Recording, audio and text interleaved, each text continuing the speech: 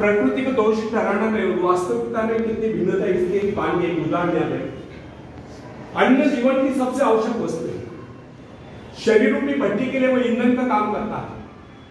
संसार में निर्धनों की प्रमुख समस्या दूध की रोटी है। कुछ लोगों का यह कहना है कि अन्न की कमी है क्योंकि धरती उतनी उपजाऊ नहीं, खेती के लिए इतने साधन नहीं है, समय नहीं है। परंतु यह धारणा जरूर है क्योंकि कृषि विशेषज्ञों का यह कहना है कि आज भी विश्व में बहुत सी भूमि बिना जोती पड़ी है। यह भूमि अत्यधिक उपजाऊ है क्योंकि अभी तक इस भूमि में खेती नहीं हुई। इन कृषि विशेषज्ञों का तो यह भी कहना है अगर इस सारी भूमि का सही ढंग से उपयोग किया जाए तो अन्न की कुल उपज 2 गुना नहीं तो कम से कम 1.5 गुना अवश्य हो जाए। व्यक्ति के जीवन की बात छोड़िए, सभ्यता के इतिहास का अध्ययन करने पर आपको यह मालूम हो जाएगा कि प्राचीन काल में लोग अपने घरों को प्रकाशित करने के लिए चर्बी का प्रयोग क्या करते थे। आप यह भी जानते होंगे कि यह चर्बी हवेली मछलियों के शरीर से निकाली जाती है। एक दिन लोगों को ज्ञात हुआ कि हवेली मछलियों की कमी पड़ गई। ऐसी स्थिति में चर्बी का भयंकर संकट उपस्थित होगा। परंतु औषधता आविष्कार की जड़ी है, शोध की जड़ी है। उसी के साथ साथ मिट्टी के तेल का भी आविष्कार। अब कुछ दिन पहले वैज्ञानिकों ने यह घोषित कर दिया कि मिट्टी के तेल की मात्रा भी सीमित है और इस बात की पूरी संभावना है कि कुछ वर्षों में मिट्टी के तेल के कुएं सूख जाएंगे। इससे लोग एक बार फिर चिंतित उठे क्योंकि उस काल में शक्ति का मुख्य साधन तेल था जिससे कल कारखाने और अन्य अनेक प्रकार के वाहन चलते थे। लेकिन अगले क्षणों में वैज्ञानिकों ने इस प्रकार की घोषणा कर दी कि अणुशक्ति का प्रयोग प्रतिदिन की आवश्यकताएं पूरी करने के लिए किया जा सकता है। इसके साथ ही जल विद्युत का निरंतर बढ़ता हुआ प्रचार भी मानव की सभी आवश्यकताओं की पूर्ति करता रहेगा। आजकल तो सोलर एनर्जी पर बड़ा रिसर्च हो रहा है। पवन चक्कियों का इस्तेमाल बड़े पैमाने पर हो रहा है। इस प्रकार प्रकृति के अक्षय भंडारों और मनुष्य की चमत्कार पूर्ण आविष्कार प्रवृत्ति के अनेक उदाहरण इस तरह की पुष्टि करते हैं। यदि व्यक्ति उत्साही और स्वावलंबी हो उसके लिए संसार में किसी चीज की कोई कमी नहीं।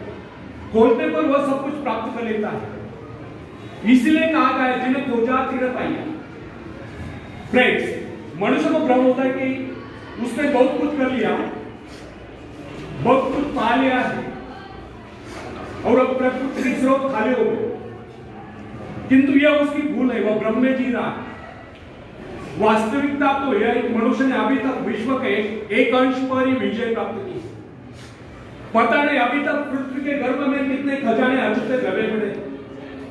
यह विशाल ब्रह्मांड और इसका यह अंतहीन घेरा मनुष्य की प्रतिभा के लिए भयंकर चुनौती। वैज्ञानिक न्यूटन ने गणित संबंधी नियमों द्वारा इस संसार की विशालता का अनुमान लगा लेने के बाद कहा था, मैं तो अभी तक एक अथांग सागर के तट पर खड़ा हूं और किसी अबोध बालक की तरह आयु पर खाक छानने पर भी मेरे हाथ केवल कुछ सिंपिया ही लगे। न जाने इस ब्रह्मांड सागर के घरों तले न जाने कितने करोड़ों करोड़ों माणिक मोती बिखरे हुए पड़े हैं जिनकी हमें अभी भी तलाश है। यह बात सच है कि संसार असीम और असीमित है। यह बात सच है कि संसार असीम और अपरिमित है। ब्रह्मांड में हमारी सभी इच्छा और आशा आकांक्षाओं को पूरा करने की क्षमता है। सुख प्राप्त करने के लिए केवल इन स्रोतों का उपयोग करना उत्साह के द्वारा संभव हो सकता है। सोई हुई शक्तियों को जगाकर प्रकृति की इस विशाल भंडार को उपयोग करने के लिए किए गए प्रयत्न अनंत है। समृद्धि उद्योगी पुरुषों की दासी। प्रभु ने इस सृष्टि का निर्माण व्यक्ति के आनंद प्राप्ति के लिए किया है। ईश्वर ने मनुष्य की रचना इसलिए नहीं की कि वह सदैव अभाव में रहकर कष्ट भोगता रहे।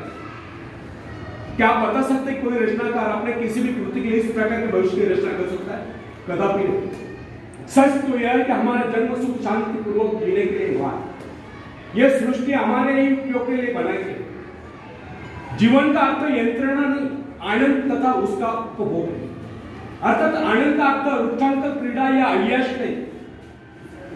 विलासिता और अय्याशी तो जीवन को पतन की गर्त की ओर ले जाता। आनंद का वास्तविक अर्थ है व्यक्ति की सभी शक्तियों का पूर्ण विकास और विकसित क्षमताओं का विश्व कल्याण के लिए प्रयोग। नैतिक जीवन में एक प्रकार के संतुलन की सृष्टि करना है।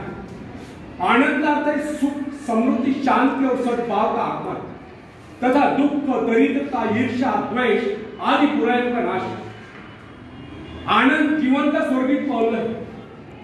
हृदय की स्वच्छता, दृढ़ता, धैर्य आदि बातें आनंद के लिए प्रारंभिक सीढ़ियां हैं। मनुष्य के जीवन में आनंद का अनुभव उस समय तक नहीं होता जब तक वो अपने मन से शंका, संदेह, ईर्ष्या एवं द्वेष आदि बुराइयों को दूर नहीं करते। भय और शंका जीवन रूपी गंगा में विष खोल देते हैं। बुराइयों का संघर्ष जीवन की समरसता को नष्ट कर देता है और समरसता का अभाव जीवन में विसंगतियां पैदा करता है और विसंगतियां जीवन के उज्जवल पक्ष पर इस प्रकार छा जाती है जैसे चांद पर ग्रहण। आशा, विश्वास, श्रद्धा आदि बातें जीवन को आलोकित करते हैं। इनसे जीवन में शुचिता, स्वच्छता और निर्मलता का समावेश और इन्हीं से जीवन में संतुलन होता है और संतुलित जीवन ही हमारे हृदय में प्रेम रूपी स्थिरता का उत्पन्न है।